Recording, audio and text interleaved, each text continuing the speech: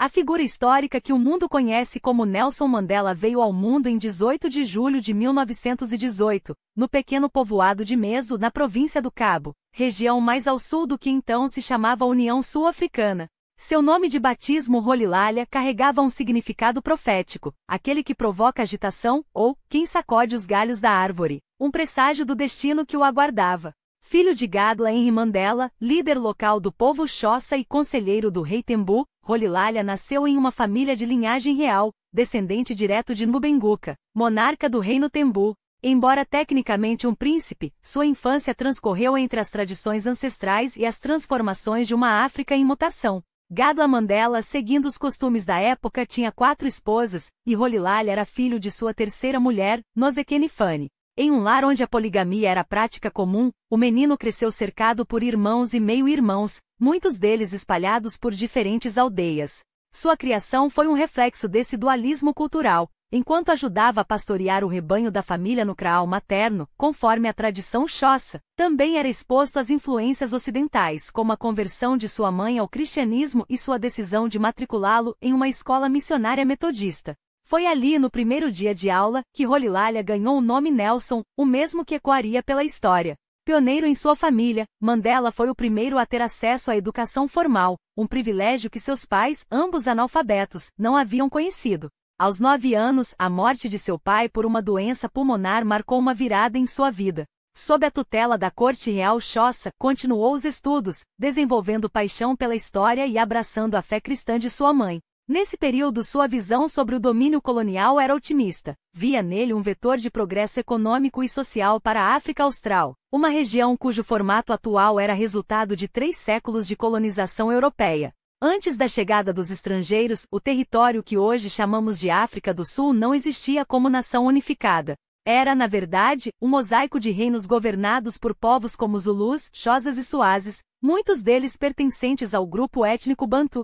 Essas civilizações mantinham relações comerciais com árabes e indianos por meio do Grande Zimbábue, mas foi apenas no final do século XV que os primeiros europeus, os portugueses, avistaram o Cabo da Boa Esperança. Embora tenham estabelecido postos de abastecimento, somente em 1652 os holandeses fundaram a Colônia do Cabo, núcleo do que viria a ser a cidade do Cabo. Ao longo de um século e meio, esse assentamento se expandiu, até que, no início do século XIX, os britânicos tomaram o controle durante as guerras napoleônicas. A partir de então, a colônia do Cabo britânica iniciou uma agressiva expansão territorial, impulsionada pela descoberta de ouro e diamantes. Zulus e Boeres, descendentes de holandeses, alemães e franceses que haviam se estabelecido na região nos séculos 17 e 18, resistiram à ocupação, mas a vitória britânica na Segunda Guerra dos Boeres, 1902, consolidou o domínio sobre toda a região. Em 1910, nasceu a União Sul-Africana, um estado tecnicamente autônomo, mas ainda atrelado à coroa britânica, com uma estrutura política que refletia suas profundas contradições. Desde o início, o país foi um barril de pólvora. A esmagadora maioria da população era de africanos negros, mas o poder estava nas mãos de uma minoria branca, principalmente boeres, agora autodenominados afrikaners e em menor escala britânicos. Esses grupos controlavam a riqueza, a política e até mesmo a mão de obra, importando serventes indianos sob regime de servidão para trabalhar nas plantações e minas. Os afrikaners, embora representassem apenas 20% da população, estavam determinados a perpetuar seu domínio, uma ambição que moldaria não apenas o futuro da nação, mas também a trajetória de Nelson Mandela.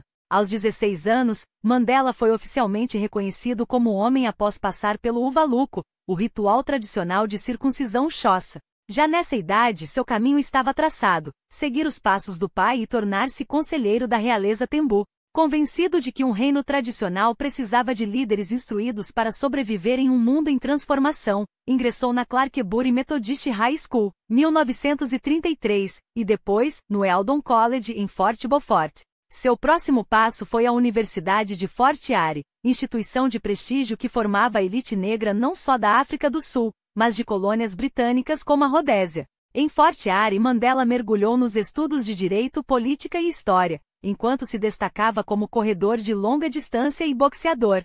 Quando a Segunda Guerra Mundial eclodiu em 1939, ele apoiava a participação sul-africana ao lado dos britânicos, um sinal de que, mesmo na juventude, ainda enxergava o colonialismo como uma força de modernização. Até então, sua vida havia sido marcada pelo isolamento, entre as tradições Xhosa de sua aldeia natal e o ambiente acadêmico de Fort Hare, no Cabo Oriental. Mas tudo estava prestes a mudar. Os anos 1940 marcariam uma virada decisiva em sua trajetória. Em 1940, o chefe Jonjintaba Dalindyebo, regente do povo Tembu e figura de grande influência, tentou impor a Mandela um casamento arranjado, uma tradição que o jovem, então com 22 anos, não estava disposto a aceitar. Em vez de se submeter, ele escolheu a fuga. Na primavera de 1941, desembarcou em Johannesburgo, a cidade que pulsava com a energia do progresso e das contradições sul-africanas. Ali, entre o burburinho das ruas e o peso da segregação, Mandela encontrou não apenas um refúgio, mas um destino. Foi em George Gosch Township, um dos redutos negros da cidade, que seu caminho cruzou com o de Walter Sisulu, um nome que já ecoava nos círculos militantes do Congresso Nacional Africano, ANC. Fundado em 1912 como South African Native National Congress, uma resposta organizada à opressão sistemática contra a maioria negra, o movimento havia se reinventado em 1923 com o nome que carregaria sua luta adiante, African National Congress. Embora seus quadros fossem majoritariamente compostos por intelectuais negros urbanos, muitos deles cristãos e educados nas missões, o ANC também contava com o apoio velado de lideranças tradicionais como os próprios Xhosas. Para Mandela, aquelas conversas com Sisulu e outros ativistas, vários deles alinhados a ideais de esquerda, foram um despertar. Em 1943, ele se filiou ao partido, mas não se contentaria em ser mais um nome nas listas. A Páscoa de 1944 seria um divisor de águas. Com uma persuasão que já revelava seu talento para a liderança, Mandela convenceu o então presidente do ANC, Alfred Bitini Xuma, de que a batalha pela libertação não poderia ser travada apenas nos salões ou nas páginas de manifestos. Era preciso mobilizar as novas gerações, transformar a indignação difusa em força organizada. Assim nasceu a Liga Juvenil do ANC, um braço radical que injetaria urgência e combatividade no movimento. Enquanto articulava essa revolução interna, sua vida pessoal também tomava novo rumo. Em um encontro na casa de Sisulu conheceu Evelyn Mazi, uma enfermeira em formação, amiga íntima de Albertina, companheira do ativista. O fascínio foi imediato. Em poucos dias estavam noivos. O casamento, celebrado em 5 de outubro de 1944 na modesta Crown Commissioners Court de Johannesburgo, refletia a realidade de ambos. Sem banquetes ou pompas, apenas a certeza de um futuro construído juntos. Com o salário de Evelyn como estagiária e os ganhos irregulares de Mandela como escriturário em escritórios de advocacia, o casal se apertou primeiro em um cômodo na casa da irmã de Evelyn, Kate, antes de se mudar, em 1946, para uma pequena casa de tijolos em Soweto, chão de cimento, teto de zinco, mas um lar que abrigaria seus sonhos e logo, seus filhos.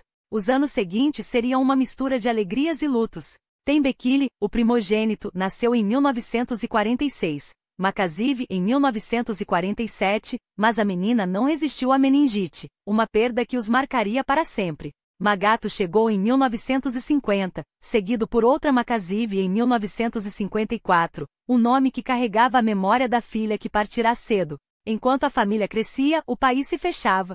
A Segunda Guerra havia acelerado a migração de negros para as cidades, onde a exploração e a falta de representação alimentavam um descontentamento que o ANC canalizava com crescente ousadia. Mas a reação branca não tardaria. Em 1948, as eleições sul-africanas, das quais a maioria negra estava excluída, entregaram o poder ao Herenigde Nasionale Party, HNP, de D.F. Malan, uma facção ultraconservadora que pregava a supremacia africana e o apartheid como doutrina de Estado. Aliado ao Afrikaner Party, o HNP derrotou o United Party de Jan Smuts, arquiteto de uma segregação mais branda. Malan assumiu a chefia do governo, e em 1951, fundiu as forças da direita no National Party, um bloco que dominaria a política sul-africana pelas 4 décadas seguintes. Seu primeiro ato foi instituir a palavra que definiria uma era, apartheid de separação em Afrikaans, mas na prática, um sistema meticuloso de opressão. Leis raciais transformaram a segregação em engenharia social, bairros, escolas, transportes, até mesmo bancos de praia e bebedouros foram divididos por cor. A inspiração vinha do sul dos Estados Unidos, onde as Jim Crow Laws haviam convertido a derrota na Guerra Civil em um regime de humilhação institucionalizada para os negros. Mandela, porém, já estava um passo à frente. Em 1947, foi eleito para o Comitê Executivo do ANC na província do Transvaal. Após a vitória de Malan, não hesitou, junto a Sisulu e outros militantes, orquestrou a queda de Chuma, taxado de excessivamente moderado. Em seu lugar, assumiu James Moroka, com Sisulu como secretário-geral, uma virada que sinalizava tempos mais combativos. Em 1950, Mandela ascendeu ao Comitê Executivo Nacional do partido, enquanto suas leituras o aproximavam cada vez mais do marxismo. Nos anos 1940, havia conhecido o Partido Comunista Sul-Africano, SAC, e embora admirasse seu compromisso com a igualdade racial, repudiava seu ateísmo militante, incompatível com sua fé cristã. Mas a radicalização do apartheid e a repressão crescente o fizeram rever suas reservas. Ao mergulhar em Marx e Lenin, descobriu uma crítica contundente às estruturas de poder que oprimiam seu povo. O Suppression of Communism Act, aprovado em 1950 para criminalizar qualquer oposição de esquerda, teve um efeito perverso. Empurrou muitos ativistas negros, incluindo Mandela, para mais perto dos comunistas. Até 1952, ele já era uma voz incontornável. Seus discursos em comícios do ANC atraíam multidões, e sua eleição como presidente da seção do Transvaal naquele ano consolidou sua liderança. Paralelamente, batalhava para se tornar advogado, uma arma que usaria não nos tribunais da elite, mas em defesa dos perseguidos pelo regime. Em 1953, finalmente obteve sua licença para advogar e abriu um escritório em Joanesburgo. Dali em diante, seus dias se dividiriam entre a causa política e a luta nos corredores da justiça, onde representava negros acusados de desafiar as leis racistas. Mas o apartheid não se contentava em segregar, queria apagar. Na metade dos anos 1950, o governo intensificou as remoções forçadas, arrasando comunidades negras para criar zonas exclusivas para brancos. A resistência, porém, também ganhava forma. E Mandela, agora um estrategista implacável, estava no centro da tempestade que se avizinhava. A Lei de Reassentamento dos Nativos de 1954 não foi apenas mais um golpe jurídico, foi a confirmação de que o apartheid não recuaria por meio de petições ou apelos à consciência. Para homens como Mandela e Sisulu, a mensagem era clara: a máquina opressora só entendia uma linguagem. A não-violência, até então preconizada pelo CNA, esbarrava em muros de concreto e baionetas.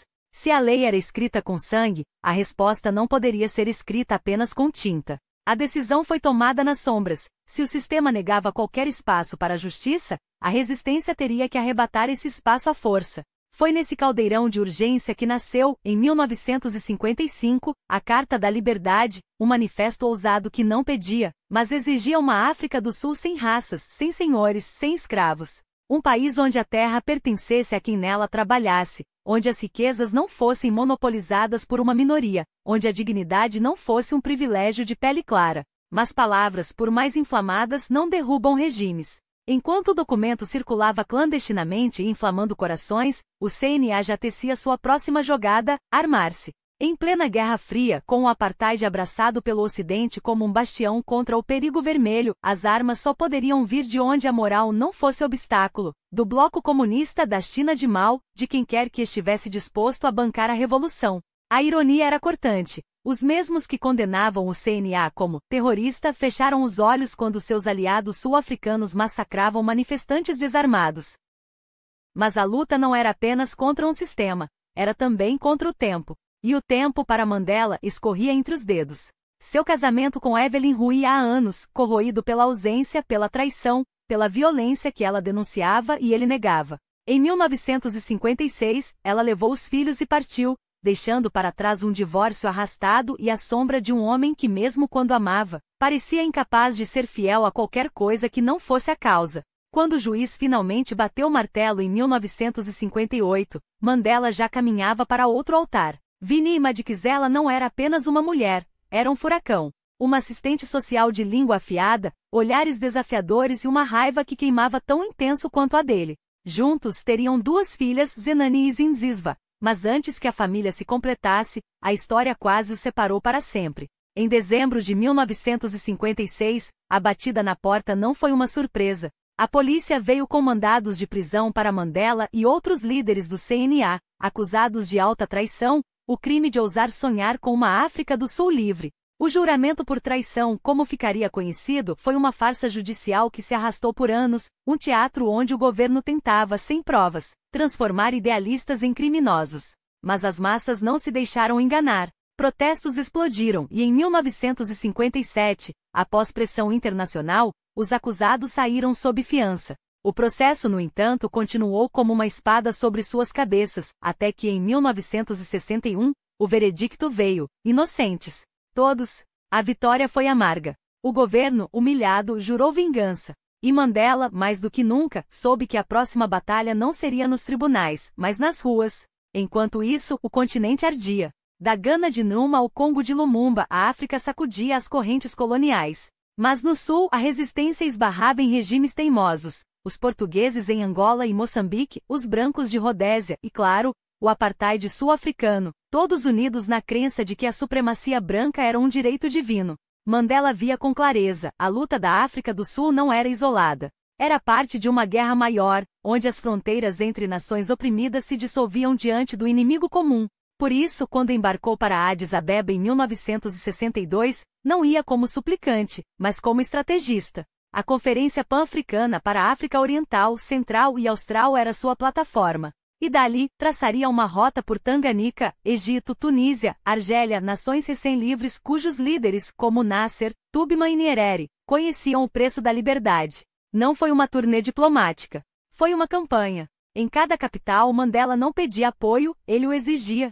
E voltou com promessas: dinheiro, armas, treinamento. O CNA, antes o movimento de protestos, agora se preparava para a guerra. Enquanto isso, em Londres, o movimento anti-apartheid ganhava força, transformando a vergonha sul-africana em um escândalo global. O mundo começava a virar as costas para Pretória. Mas o regime não cederia sem sangue. E Mandela, o Pimpernel negro, já estava um passo à frente. Disfarçado de motorista, cruzando o país em carros sem distintivos, tecendo uma rede clandestina de células do CNA em cada cidade, cada vilarejo, preparando o terreno para o dia em que a paciência se esgotasse. Porque ele sabia: quando a opressão aperta demais, até os pacíficos aprendem a fabricar bombas. Mas enquanto Mandela orquestrava a resistência nas sombras, uma fratura silenciosa rasgava o coração do CNA. De um lado, o presidente Albert Luthuli, herdeiro espiritual de Gandhi, pregava a resistência pacífica como o único caminho, um ideal que, por anos, havia sido a espinha dorsal do movimento.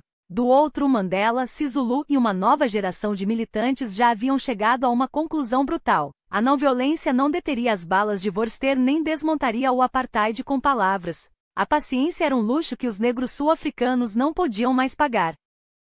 Em 1961, o verão queimou mais do que a terra, queimou as últimas ilusões. Nasceu um conto: o Icisve e a Lança da Nação e braço armado do CNA, forjado na clandestinidade por Mandela, Sisulu, Joe Slovo, Raymond Mlaba e Wilton Kai. Não era mais tempo de pedidos. Era hora de fazer o regime sentir o peso de sua própria opressão. Em dezembro daquele ano, as primeiras explosões sacudiram símbolos do apartheid, linhas telefônicas cortadas, postos policiais reduzidos a escombros. Um recado claro: a guerra havia começado. Mas Mandela não se contentaria com ataques pontuais. Seu plano era mais ambicioso e mais perigoso. Inspirado pelas guerrilhas que já sangravam em Angola e que logo incendiariam Moçambique e a Rodésia, ele sonhava com uma insurgência prolongada, uma guerra de desgaste que minasse as bases do regime. Em 1962, percorreu a África em missão desesperada: buscar armas, treinamento e aliados.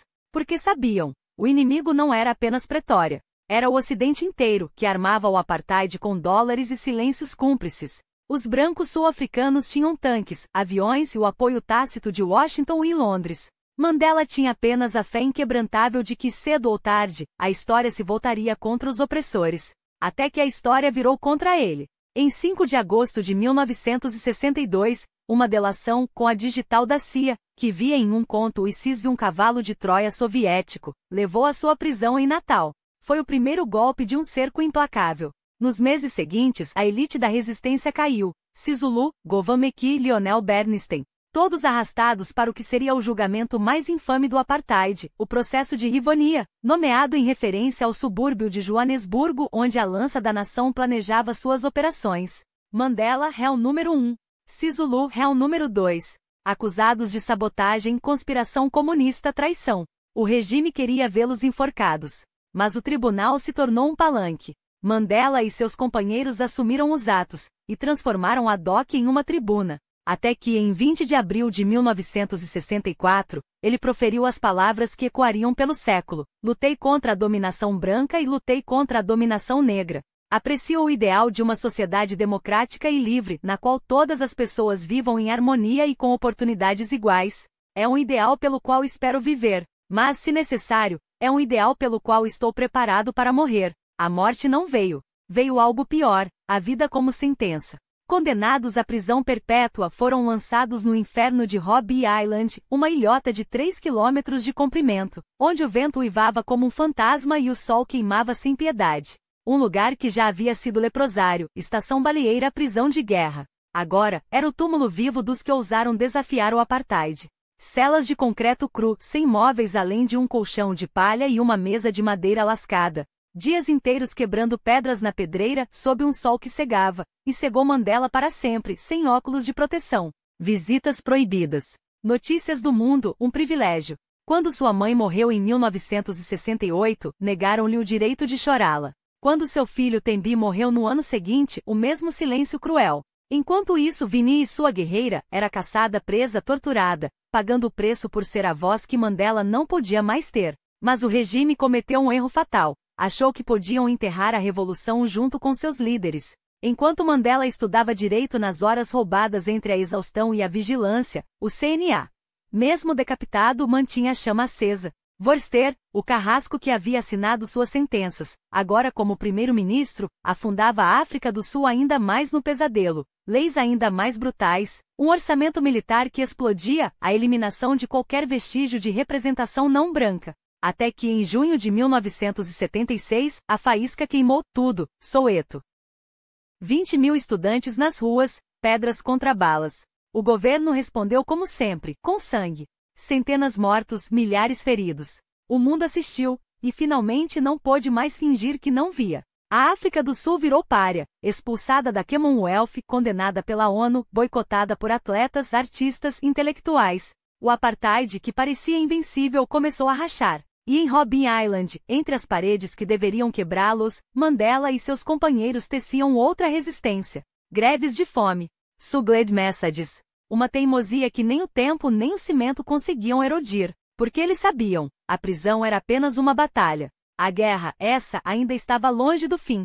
Mas Mandela não era apenas um prisioneiro político. Era um estrategista que transformava cada restrição em arma. Enquanto o regime o classificava como presidiário classe A em 1975, um privilégio que lhe permitia mais visitas e cartas, ele usava cada linha escrita, cada palavra sussurrada em encontros vigilados, para tecer uma rede de resistência que ultrapassava os muros da prisão. Os guardas viam um homem sereno, absorto em livros de história, direito e política. O que não viam era o plano se desenhando, a África do Sul inteira clamando por sua liberdade não como um favor, mas como um direito inegociável, porque Mandela não era apenas um nome, era um símbolo cuidadosamente construído. O ANC nos anos 1970 e 1980, soube transformá-lo no rosto da luta, um homem cuja coerência desmontava a narrativa do regime. Não era anti-branco, como o apartheid tentava pintar seus oponentes, era anti-opressão, e isso fazia toda a diferença. Enquanto isso, Winnie e sua esposa levavam sua voz às ruas, aos palanques, aos jornais clandestinos. Free Mandela não era um grito por um homem, era o estandarte de uma revolução. E o governo sul-africano, que imaginava controlar a narrativa, viu-se enredado em sua própria armadilha. Quanto mais tentava silenciá-lo, mais sua lenda crescia. Em 1982, o regime jogou sua última carta suja. Transferiram Mandela, Sisulu e outros líderes para Pollsmoor, uma prisão nos arredores da cidade do Cabo, vendendo a mudança ao mundo como um alívio nas condições. Mentira. A verdade era que Robben Island havia se tornado uma escola de revolução, onde jovens detidos aprendiam com os veteranos do ANC. Portsmouth, com suas paredes úmidas e o céu reduzido a uma fresta azul, como escreveu Mandela citando Oscar Wilde, a tenda azul que os prisioneiros chamam de céu, era uma tentativa de isolá-los. Mas até o mofo nas paredes trabalhava a favor da história. Foi ali, entre tosses e febres, que Mandela contraiu tuberculose em 1988. Uma doença que quase o matou, mas que ironicamente o aproximou da liberdade. Porque enquanto ele definhava em Portsmouth, a África do Sul ardia. A economia, abalada pela crise global desde os anos 1970, desmoronava sob o peso dos boicotes internacionais. Desemprego, inflação, greves, o povo, esmagado pelo apartheid, já não tinha nada a perder. Em 1983, nasceu a Frente Democrática Unida, UDF, uma aliança monstro de sindicatos, igrejas, estudantes e ativistas que inundou as ruas com milhões de vozes. O regime, que sempre contará com medo, agora enfrentava uma maré humana. E no tabuleiro global, as peças também se moviam. Com a chegada de Gorbachev ao poder na URSS, o mundo bipolar da Guerra Fria começava a ruir. De repente, os Estados Unidos e a Grã-Bretanha, que por décadas tinham fechado os olhos para o apartheid em nome do anticomunismo, já não podiam ignorar o custo moral e econômico de apoiar um regime condenado. Pieter Botha, o carrasco que governava desde 1978, sentia as paredes fechando. Em 1985 começou o que ele imaginava ser um jogo de xadrez controlado, conversas secretas com Mandela e o ANC sobre uma transição gradual. Mas Botha subestimava duas coisas, a pressa da história e a teimosia de um homem que já havia esperado 25 anos. Enquanto o presidente brincava de reformas cosméticas, como o parlamento tricameral de 1983, uma farsa que dava migalhas de representação a negros e indianos, Mandela e seus companheiros exigiam tudo, democracia real sem meias medidas. Até que em agosto de 1989 Botha caiu. E quem assumiu não era um fanático mas um pragmático, F.W. de Klerk, herdeiro de uma família africaner que ajudara a construir o apartheid, mas que agora via o abismo à frente. Enquanto Mandela, já transferido para a prisão de Victor Verster supostamente para recuperar-se da tuberculose, plantava hortas e recebia visitas de diplomatas, de Klerk calculava seus próximos passos.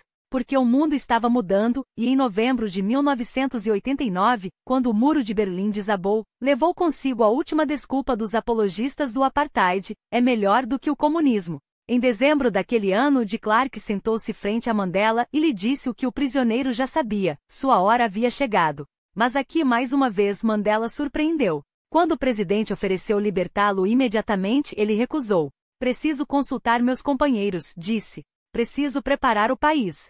Porque liberdade não era só sair pela porta, era garantir que a porta permaneceria aberta para todos. E assim, em 11 de fevereiro de 1990, o mundo parou para ver um homem de 71 anos, de punho erguido ao lado de Vinny, caminhar rumo à luz. As imagens correram o planeta. Não era a saída de um prisioneiro, mas o início do fim de um sistema. Mas a batalha verdadeira ainda estava por vir. Mas a transição não seria um presente concedido, e sim uma conquista esculpida em negociações extenuantes. Enquanto o mundo aplaudia a imagem de Mandela livre nas salas fechadas do World Trade Center, em Johannesburgo, a batalha pela nova África do Sul era travada palavra por palavra. De Klerk e seu governo propunham um modelo que na prática perpetuaria o poder branco, autonomia regional para províncias como Cabo, onde os africaneiros dominavam, e até mesmo uma presidência rotativa que garantiria aos brancos turnos no comando do país. Era a apartheid disfarçada de federalismo, uma tentativa de manter privilégios sob nova roupagem. Mandela, porém, sabia que a liberdade não poderia ser condicional. Cada cláusula era um campo minado, cada concessão um risco de fraturar o futuro antes mesmo que ele nascesse. Ainda assim, contra todas as probabilidades, até o final de 1993, os dois líderes, o ex-prisioneiro e o ex-carcereiro, chegaram a um acordo. Eleições gerais na primavera de 1994, com o voto universal pela primeira vez na história do país. O mundo assistiria incrédulo enquanto negros, mestiços e indianos se alinhavam nas filas ao lado dos brancos, todos com o mesmo peso na urna. Por esse feito, Mandela e de Klerk dividiram o Nobel da Paz daquele ano, um prêmio que coroava não a vitória, mas a coragem de ousar negociar quando a guerra ainda era uma sombra presente. Foi nesse mesmo período turbulento que Mandela finalmente pôde dar ao mundo Long Walk to Freedom, sua autobiografia escrita a esmo em pedaços de papel escondidos nas celas de Robben Island. As páginas, confiscadas e reescritas inúmeras vezes, carregavam não só sua história, mas as cicatrizes de um povo. O livro, lançado em 1994 com a ajuda de colaboradores, era ao mesmo tempo um manifesto e uma estratégia. Mandela escolheu cuidadosamente o que revelar. Pouco se falava das mãos de Clark manchadas pelo passado violento do Partido Nacional, quase nada sobre os excessos da luta armada do ANC, especialmente aqueles ligados a Vini, cuja sombra se alongava sobre os anos de resistência. Era a narrativa necessária para um país que precisava acreditar na reconciliação, mesmo que isso significasse suavizar algumas verdades. E então chegou abril de 1994. 4 dias de eleições que mudariam tudo. 20 milhões de votos, uma enxurrada de esperança em um país de 43 milhões de almas. O ANC arrasou com 62% das urnas, enquanto o Partido Nacional de Clark, outrora todo-poderoso, despencou para pouco mais de 20%. Mas os números também revelavam as feridas ainda abertas. O Partido da Liberdade Inkatha, com seu discurso de resistência à reconciliação, levou 10% dos votos, e a Frente da Liberdade, sonhando com um enclave branco no Cabo, arrecadou centenas de milhares de apoiadores. A nação estava dividida, mas, pela primeira vez, estava unida no ato de escolher. Em 10 de maio, sob o céu de Pretoria, Mandela prestou juramento como o primeiro presidente negro da África do Sul. Não era apenas uma cerimônia, era um milagre. Ao seu lado, no governo de unidade nacional, estavam de Clark e Thabo Mbeki, antigos adversários agora obrigados a compartilhar o poder. A mesa do gabinete, outrora domínio exclusivo dos africaners, agora abrigava vozes que há pouco eram silenciadas à culata de rifle. Mas a presidência não era um trono, e sim uma trincheira. A herança do apartheid era um monstro de muitas cabeças, uma economia deformada, onde a riqueza dos brancos contrastava com a miséria da maioria negra, escolas e hospitais em ruínas, milhões sem água potável ou eletricidade, o crime galopante, e pior, o êxodo dos africaners, levando consigo capital e conhecimento, temerosos de que a nova ordem os despojasse de tudo. Para completar, o país emergia de décadas de boicotes internacionais, com o comércio externo em frangalhos. E havia a promessa, a mais perigosa de todas. O ANC ganhará as eleições com a bandeira de justiça econômica para os negros. Mas como cumprir isso sem afundar a nação? Mandela sabia que seu maior legado não seria redistribuir riqueza, mas evitar que a África do Sul se afogasse em sangue. O risco de uma guerra racial era real, e cada decisão só era um passo sobre um fio de navalha. Foi então que ele escolheu um caminho audacioso. Em vez de vingança, ofereceu um futuro. Em vez de dividir, convidou a nação a se reinventar. Rainbow Nation, o termo, cunhado por Desmond Tutu, tornou-se seu mantra. Mandela cortejava até seus antigos algozes, falava em afrikaans, vestia a camisa do Springboks, o time de rugby símbolo do orgulho branco. Era uma performance calculada, mas necessária. O mundo viu seu gesto mais icônico em 1995, quando, diante de 65 mil pessoas no estádio Ellis Park, entregou a taça da Copa do Mundo de Rugby ao capitão François Pienaar, um africaner. Naquele momento, milhões de negros, pela primeira vez, torceram pelo time que sempre os havia excluído. Não foi mágica, foi política em sua forma mais pura. Claro, a reconciliação tinha limites. Muitos brancos partiram, levando consigo suas economias e seus diplomas. Nas townships, a raiva ainda fervia. Mas Mandela conseguiu o impossível, evitou o banho de sangue que tantos previram. Enquanto isso, seu governo começava a mover as peças do tabuleiro econômico. O orçamento, antes drenado para sustentar o aparato repressor do apartheid, agora era redirecionado para escolas, clínicas e infraestrutura. E após anos de isolamento, o mundo finalmente reabriu suas portas, investimentos estrangeiros começaram a fluir e os mercados, antes fechados, voltaram a negociar com Pretoria. Mas a verdade era que nenhum líder, por mais carismático, poderia consertar séculos de opressão em um único mandato. A África do Sul de Mandela era um país em transição, não mais prisioneiro do passado, mas ainda não livre do seu peso. O que ele deixaria não seria uma nação curada, mas uma nação que pela primeira vez ousara sonhar com a cura. E isso, no fim das contas, era revolução suficiente. O mundo, por sua vez, abriu as portas para os produtos sul-africanos como nunca antes. Os anos 90, especialmente sua segunda metade, foram marcados por um crescimento econômico sem precedentes em escala global. O fim da Guerra Fria havia derrubado as últimas barreiras de um mercado verdadeiramente interconectado, enquanto a China iniciava sua ascensão meteórica. A África do Sul não ficou à margem desse movimento. O governo de Mandela agiu com determinação para fortalecer a economia e melhorar a vida dos cidadãos comuns, nacionalizou setores estratégicos, reformou leis trabalhistas para proteger empregados e pequenos empresários, e tentou distribuir os frutos do desenvolvimento de forma mais justa. Mas o progresso, embora real, era lento demais para um país que carregava tantas feridas. Em apenas uma década entre a libertação de Mandela em 1990 e o ano 2000, a população sul-africana cresceu quase 7 milhões, pressionando ainda mais um sistema já combalido. Ainda assim, milhões ganharam acesso pela primeira vez à água encanada, eletricidade, cuidados básicos de saúde e educação. Foi um avanço inegável, mas que conviveu com duas sombras persistentes: a epidemia de HIV/AIDS, que se alastrava sem uma resposta à altura, e a violência crônica, que teimava em assombrar as ruas. Críticas a Mandela por essas falhas não são injustificadas, mas esbarram em uma verdade incômoda: nenhum líder, por mais visionário, poderia desatar todos os nós de um país em tão pouco tempo. Enquanto isso, uma tarefa monumental consumia a energia do governo de unidade nacional: a elaboração de uma nova Constituição. Não se tratava apenas de substituir as leis do apartheid, mas de forjar um pacto que refletisse a voz de uma maioria até então silenciada. O texto provisório de 1993, que havia permitido as eleições históricas de 1994, precisava ser aperfeiçoado, e assim nasceu uma das cartas mais progressistas do mundo. Ela garantia sufrágio universal, estabelecia um parlamento de 400 membros responsável por eleger o presidente, limitado a 2 mandatos de 5 anos e, em um gesto de equilíbrio, criava um Senado com 90 representantes, 10 de cada uma das 9 províncias. A África do Sul, afinal, era um mosaico de identidades. As províncias do Cabo, com sua história e demografia distintas, pouco tinham em comum com KwaZulu-Natal ou Estado Livre.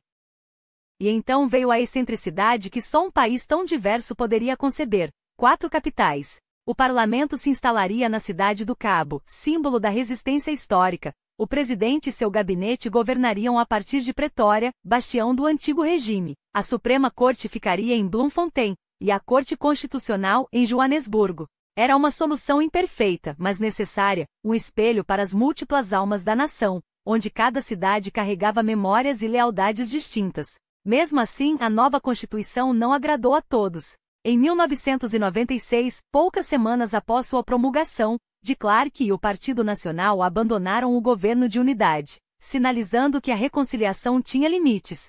Mandela, porém, já não era mais o homem que o mundo havia condenado como terrorista. Agora era uma das vozes mais respeitadas do planeta, um estadista que, do alto de sua autoridade moral, intervinha em conflitos com uma mistura de firmeza e pragmatismo. Denunciou as ações de Israel contra a Palestina e defendeu, com veemência, a solução de 2 estados, hoje quase abandonada. Exortou Índia e Paquistão a afastarem o espectro de uma guerra nuclear por Caxemira. Mais perto de casa, tentou mediar o genocídio em Ruanda, embora sua proximidade com Muammar Gaddafi, então visto como um aliado estratégico, hoje soe como um ponto cego em seu legado. Em 1998 foi eleito secretário-geral do Movimento dos Não Alinhados, grupo que, durante a Guerra Fria, havia se recusado a curvar-se às superpotências.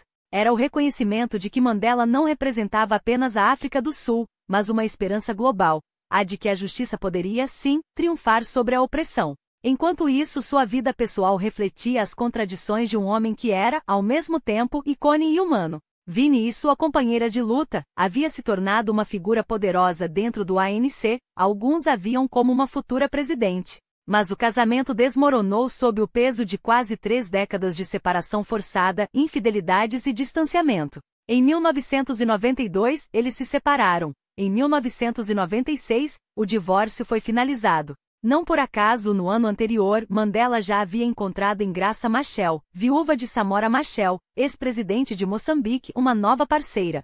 Casaram-se em 1998, no dia em que ele completou 80 anos. Mesmo como presidente, Mandela manteve uma vida austera, longe dos excessos do poder. Cortês com todos, reservava para si uma intimidade quase intransponível. Nos anos finais, deleitou-se no papel de avô. Eram 17 netos e desde 1984, o primeiro de seus 19 bisnetos, nascido enquanto ele ainda estava preso. Quando assumiu a presidência em 1994, Mandela já tinha 76 anos e um corpo marcado por 27 anos de cativeiro.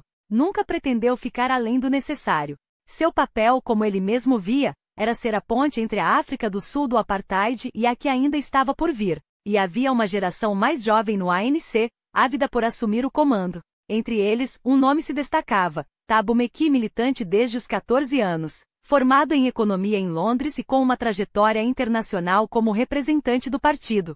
Em 1994 foi eleito vice-presidente ao lado de de Klerk. Em 1996, com a nova Constituição em vigor, Mandela começou a passar-lhe o bastão. Um ano depois deixou claro, Mbeki já estava à frente do governo.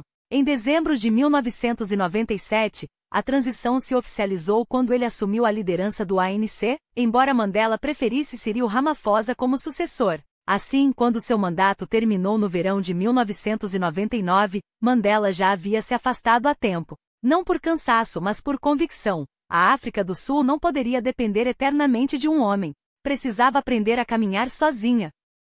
Afastado da linha de frente da política, Mandela não se acomodou na sombra. Seu prestígio como um dos mais respeitados estadistas do mundo, aliado a uma inquietude que nunca o abandonou, o impulsionou a novos desafios, agora em escala continental e global. Em 1999 fundou a Nelson Mandela Foundation, plataforma a partir da qual travou uma batalha incansável contra um inimigo silencioso e devastador, a AIDS. A África do Sul era, e ainda é, o epicentro da epidemia com taxas de infecção que ultrapassavam, e muito, os 10% da população. Mas para Mandela a luta não era apenas estatística, era pessoal. Seu filho Magato lutava contra a doença e viria a sucumbir a ela em 2005. A dor privada se transformou em combustível para uma campanha pública, pressionando governos e organizações internacionais a enfrentarem a crise com a urgência que ela exigia. No cenário internacional, sua voz continuou a ressoar com a mesma clareza de outrora. Criticou veementemente a invasão do Iraque em 2003, denunciando-a como um ato de arrogância imperial que desestabilizaria o Oriente Médio por décadas. Mais perto de casa, porém, seu desafio era ainda mais delicado: confrontar um antigo aliado que se tornará um tirano. Robert Mugabe, líder do Zimbábue desde o fim do regime de minoria branca nos anos 1970, havia se transformado no que Mandela mais desprezava: um ditador que esmagava dissidentes, saqueava seu país e traía os ideais da libertação africana. O ANC e a ZANU-PF, outrora irmãos de luta, agora seguiam caminhos opostos. Enquanto um buscava reconciliar, o outro oprimia. Quando Mandela exortou Mugabe a renunciar e foi ignorado, não hesitou em condená-lo publicamente, mesmo sabendo que sua palavra poderia custar alianças políticas. Princípios para ele sempre vieram antes da conveniência. Mas sua visão não se limitava às batalhas urgentes. Mandela também sonhava com símbolos de união, e nenhum foi tão poderoso quanto a Copa do Mundo de 2010. Campanhas incansáveis repletas de diplomacia, persuasão e até um toque de charme pessoal convenceram a FIFA a levar o torneio à África pela primeira vez. Era mais do que futebol, era a afirmação de que o continente poderia brilhar no palco global. E em 2007, ao ajudar a criar The Elders, um grupo de líderes experientes e moralmente inatacáveis, como Desmond Tutu, Jimmy Carter e Kofi Annan, provou que sua missão de paz não tinha fronteiras. Juntos, eles atuariam como uma consciência coletiva do mundo, intervindo em conflitos, defendendo direitos humanos e lembrando às nações que a justiça não é negociável. No entanto, o tempo, implacável até para os gigantes, começou a cobrar seu preço. Em 2001, um diagnóstico de câncer de próstata o obrigou a reduzir o ritmo. Seus assessores passaram a gerenciar suas aparições com cuidado cirúrgico, priorizando apenas os compromissos essenciais. Quando a Copa do Mundo finalmente chegou à África do Sul em 2010, sua presença foi breve, mas suficiente para emocionar um país inteiro. Aos 91 anos, sua fragilidade era evidente, mas o brilho nos olhos, aquele mesmo que desafiara carcereiros e ditadores, permanecia intacto. Nos anos seguintes, as hospitalizações se tornaram mais frequentes, infecções respiratórias, complicações pulmonares, o legado de 27 anos em uma cela úmida. Até que no dia 5 de dezembro de 2013, o coração que bateu por liberdade parou. Em sua casa nos arredores de Joanesburgo, aos 95 anos, Nelson Mandela partiu, não como um homem derrotado pela idade, mas como alguém que havia vivido o suficiente para ver seu sonho, mesmo incompleto, ganhar vida. Seu corpo foi velado em Pretória, onde milhares desfilaram para uma última homenagem. No dia 15 de dezembro, mais de 100 chefes de Estado, de Barack Obama a Raul Castro, de Dilma Rousseff a David Cameron, se reuniram para seu funeral, um testemunho raro de união em um mundo dividido. Mas seu descanso final foi onde tudo começou, em Konu, na província do Cabo Oriental, na terra que ele mesmo escolheu, perto do local onde brincou quando criança. Hoje Mandela é mais do que um nome na história, é o pai da África do Sul moderna, o arquiteto de um milagre improvável. E, no entanto, o país que ele ajudou a nascer ainda luta para honrar seu legado. A democracia floresceu onde antes havia apartheid, as liberdades civis, outrora um privilégio de poucos, agora são direitos de todos. A África do Sul é hoje uma nação industrializada, com a economia mais robusta do continente. Mas os números escondem feridas abertas, o desemprego oficial beira os 30%, o pior da África, a pobreza devora mais da metade da população, e a violência é uma epidemia tão persistente quanto a AIDS que ele combateu. Pior, o ANC, o partido que deveria ser guardião de seus ideais, afundou em escândalos de corrupção, com figuras como Jacob Zuma, presidente entre 2009 e 2018, transformando a luta pela libertação em um banquete de privilégios. A promessa de uma nação arco-íris ainda aguarda cumprimento. Ah, é verdade, uma ironia na trajetória de Mandela.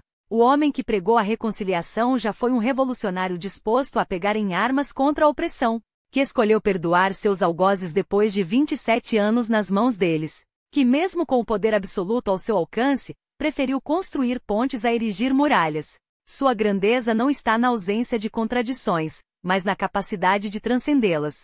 Sem ele, o fim do apartheid teria sido uma guerra, não um acordo. Sem sua mão firme, a África do Sul poderia ter se fragmentado em ódio. Seus sucessores, porém, muitas vezes trocaram a ética pela ambição, o serviço pela autopromoção. Resta a pergunta: foi Mandela um farol tão brilhante que ofuscou a mediocridade daqueles que vieram depois? Ou a África do Sul, como ele mesmo temia, ainda não aprendeu a caminhar sem seu guia? Uma coisa é certa, o mundo não verá outro como ele. E talvez seja isso, acima de tudo, o que mais nos falte.